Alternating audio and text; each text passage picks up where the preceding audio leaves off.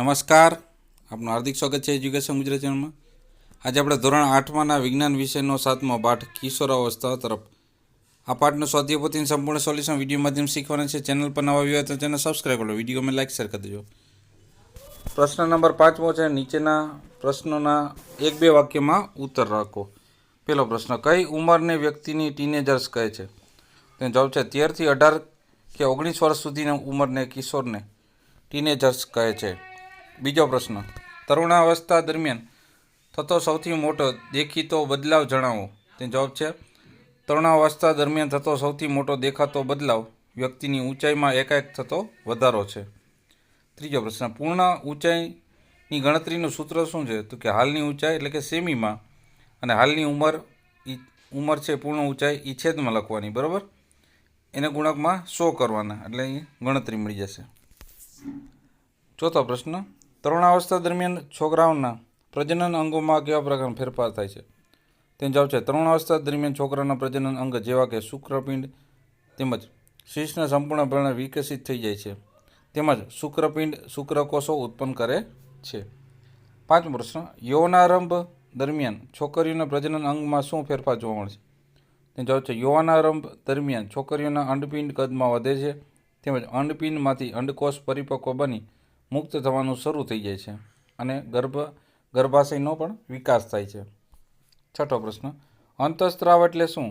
તેનો જવાબ છે અંતઃસ્ત્રાવી ગ્રંથિઓ વડે સ્ત્રાવ પામતા માટે અને ચોક્કસ કાર્ય કરતા રાસાયણિક પદાર્થને જ અંતઃસ્ત્રાવ કહે છે.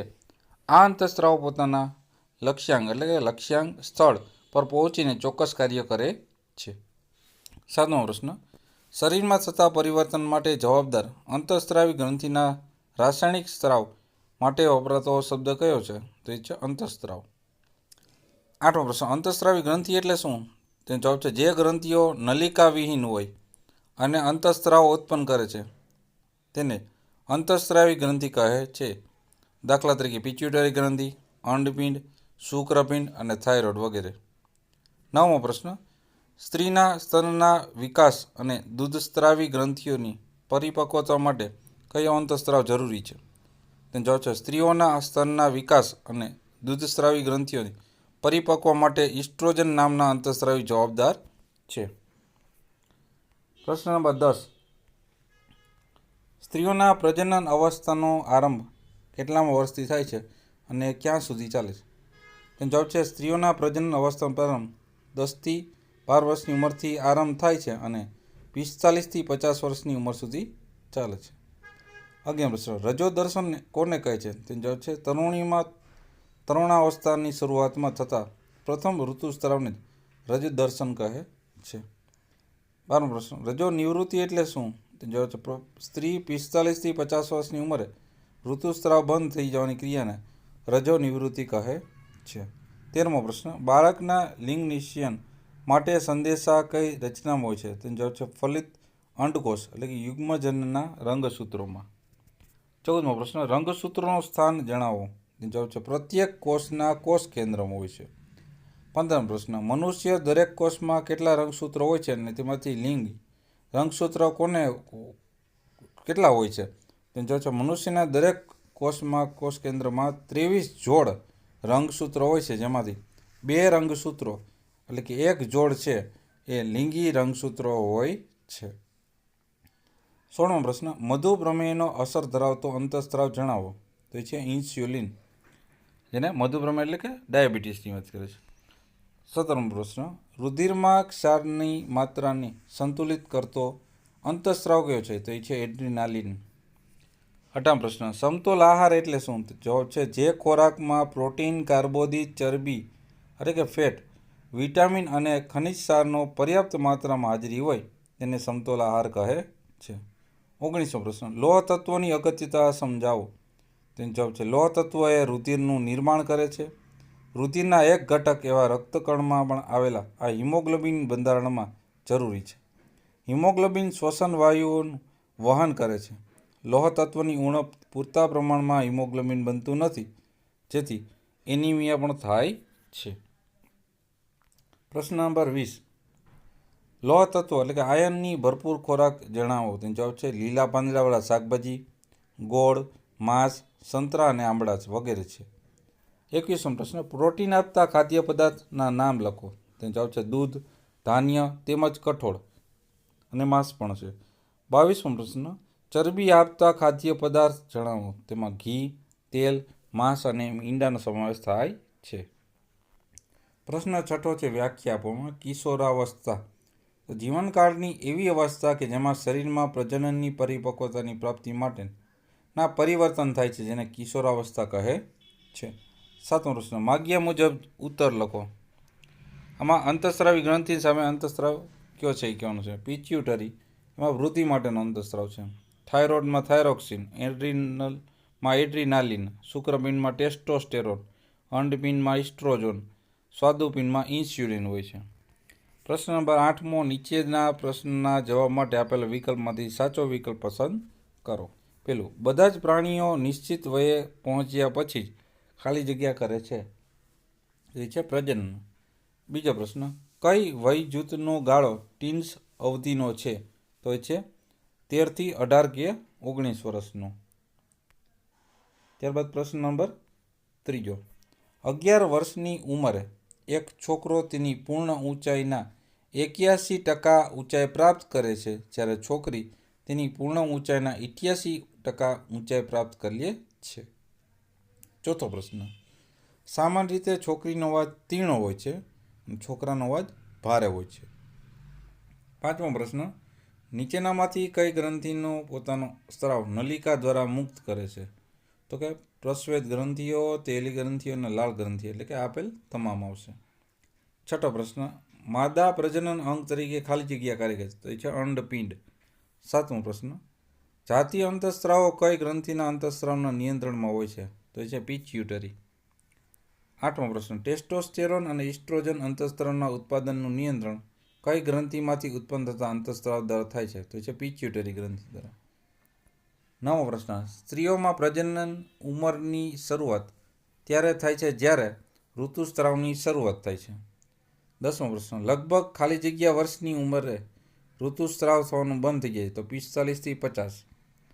11મી ખાલી જગ્યા, સ્ત્રીઓમાં 2 X રંગસૂત્રો તથા પુરુષમાં 1 X રંગસૂત્ર અને 1 Y રંગસૂત્ર હોય છે. 12મો પ્રશ્ન, થાઇરોક્સિન અંતઃસ્રાવની ઉણપનો કયો રોગ થાય છે? તો એ છે ગોઈટર.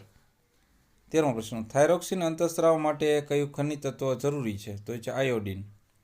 14મો પ્રશ્ન, કિશોરોએ તેનું શું ખાઈ રહ્યા છે તેના વિશે સચેત રહેવું જોઈએ, કારણ કે શરીરમાં થયેલ તીવ્ર વૃદ્ધિ માટે ઉચિત ખોરાક આવશ્યક હોય છે.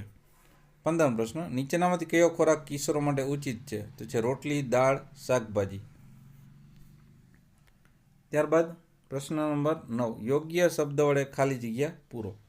પેલું, ટીનેજની ખાલી જગ્યા પણ કહે તો કે કિશોરાવસ્થા. બીજી ખાલી જગ્યા, માનવમાં કિશોરાવસ્થા લગભગ ખાલી જગ્યા વર્ષની ઉંમરે પ્રારંભ થાય છે, તો 11 વર્ષની. ત્રીજી ખાલી જગ્યા, લગભગ ખાલી જગ્યા વર્ષની ઉંમરે વ્યક્તિ પોતાનામાં મહત્તમ ઊંચાઈ પ્રાપ્ત કરે તો 18 વર્ષની ઉંમરે. ચોથી ખાલી ઊંચાઈ માતા પિતા દ્વારા વારસામાં મળેલ ખાલી જગ્યા પર આધાર રાખે તો જનીનો. 5મી ખાલી જગ્યા, છોકરાઓમાં જેમાં જોવા મળતી કંઠમણી ખરેખર મોટી થયેલી ખાલી જગ્યા છે, તે સ્વર પેટી છે. 6, ખાલી જગ્યા અંતઃસ્રાવને સીધા રુધિર પ્રવાહ મુક્ત કરે તો અંતઃસ્રાવી ગ્રંથિઓ. 7, શુક્રકોષ જ્યારે અંડપિંડ અંડકોષ ઉત્પન્ન કરે છે. 8, શુક્રપિંડ ઉત્પન્ન થતા અંતઃસ્રાવમાં ટેસ્ટોસ્ટેરોન છે, જ્યારે અંડપિંડમાં ઉત્પન્ન થતા અંતઃસ્રાવ છે ઇસ્ટ્રોજન. 9મી ખાલી જગ્યા, શુક્રપિંડ અને અંડપિંડ પ્રજનન તંત્ર સાથે સંકળાયેલી અંતઃસ્રાવી ગ્રંથિઓ છે. 10, અંડપિંડ દ્વારા અંડકોષ 28 થી 30 દિવસના અંતરાલ પર મુક્ત થાય છે. 11, ઋતુસ્રાવના ચક્રનું નિયંત્રણ અંતઃસ્રાવો દ્વારા થાય છે. 12મી ખાલી, અંડકોષમાં માત્ર X પ્રકારના રંગસૂત્રો જ હોય છે. 13, પિચ્યુટરી ગ્રંથિ ખાલી જગ્યા મળે છે તો મગજમાં. 14, થાઇરોઇડ અને એડ્રિનલ ગ્રંથિ પિચ્યુટરી ગ્રંથિ દ્વારા સ્રવતી અંતઃસ્રાવ માધ્યમ દ્વારા મળતા આદેશ અનુસાર અંતઃસ્રાવ મુક્ત કરે છે. 15, રેશમના કીડાને વયસ્ક ફૂદામાં રૂપાંતર કરવા માટે ખાલી જગ્યા અંતઃસ્રાવની જરૂર પડે તો કીટ. 10મો પ્રશ્ન છે, નીચે આપેલા વિધાનો ખરા છે ખોટા નિશાની દ્વારા જણાવો. પેલું, જન્મના સમયથી જ વૃદ્ધિની પ્રક્રિયા ચાલુ થઈ જાય છે, વિધાન સાચું છે. બીજું, માનવમાં કિશોર અવસ્થા 18 અથવા 19 વર્ષની ઉંમરે સુધી જ રહે છે, વિધાન સાચું છે. ત્રીજું, દરેક વ્યક્તિઓમાં કિશોર અવસ્થાની અવધિ સરખી હોય છે, વિધાન ખોટું. ચોથું, કિશોરોમાં પ્રજનન પરિપક્વતાની સાથે તરુણાવસ્થા સમાપ્ત થઈ જાય, વિધાન સાચું છે. પાંચમું, તરુણાવસ્થામાં શરૂઆતમાં છોકરાઓ છોકરીઓની સરખામણી ધીમે વધે છે, વિધાન સાચું. છઠ્ઠું, શરીરના બધા અંગો સમાન રીતે વૃદ્ધિ કરે, વિધાન ખોટું છે. સાતમું, છોકરાઓ કરતાં છોકરીઓની સરેરાશ ઊંચાઈ વધારે હોય, વિધાન ખોટું. આઠમું વિધાન, છોકરાઓમાં શરીરના સ્નાયુનો વિકાસ છોકરીનો સ્નાયુ વિકાસની સરખામણીમાં વધુ હોય છે, વિધાન સાચું. નવમું, શુક્રપિંડ એ નર પ્રજનન અંગ છે, વિધાન સાચું. દસમું, કિશોર અવસ્થામાં થતા બદલાવો અંતઃસ્ત્રાવો દ્વારા નિયંત્રિત હોય છે, વિધાન સાચું. 11મું, જન્યુઓના પરિપક્વતા અને ઉત્પાદનની ક્ષમતા પુરુષોમાં સ્ત્રીઓની સરખામણીમાં લાંબા સમય સુધી ચાલે છે, વિધાન સાચું. 12મું, ઋતુસ્રાવ દર 25 દિવસે છે, વિધાન ખોટું. 13મું, સ્ત્રીઓમાં પ્રજનનકાળની અવધિ રજોદર્શનની રજોનિવૃત્તિ સુધીની હોય છે, વિધાન સાચું. 14મું, શુક્રકોષો 2 પ્રકારના હોય છે, વિધાન સાચું. 15મું, જન્મ પહેલાં શિશુનું લિંગનું નિશ્ચયન તેના પિતાના લિંગી સૂત્ર દ્વારા થાય, વિધાન સાચું છે. 16મું, એડ્રિનલ ગ્રંથિ વૃદ્ધિ અંતઃસ્ત્રાવ ઉત્પન્ન કરે છે, વિધાન ખોટું. 17મું, દૂધ પોતે એક સમતોલ આહાર છે, વિધાન સાચું છે. 11 પ્રશ્ન, યોગ્ય રીતે જોડકા જોડવાના છે. તો છોકરામાં બહાર તરફ ઉપસેલા સ્વરપેટી એટલે કંઠ મણી કહેવાય.